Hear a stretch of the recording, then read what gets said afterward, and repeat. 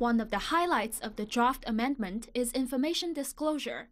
The draft proposes that investors who intend to acquire more than 5% of the shares of a listed company will have to report more information about themselves than in the past, including the source of their capital. Investors will also be subject to an 18-month lockup period, up from the previous half year. One institutional investor says investors have been suffering from bad information disclosure for a long time. Moreover, companies have often been able to get away with no more than vague reporting. From our perspective, it's very easy for listed companies to break their promises or violate the rules. They often miss their targets, and that makes a mess of our analysis.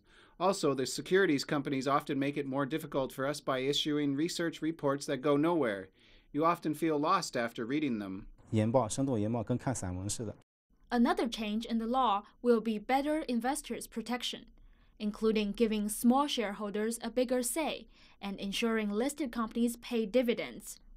Chinese companies have seldom issued dividends to their shareholders, and this has come under increasing criticism from the stock watchdog and others. If a company is still growing very fast, investors might feel assured if it puts all the money back into the operation.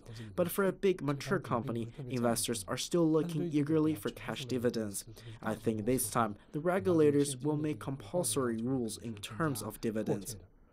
The new draft law is a response to a dramatic market crash nearly 2 years ago.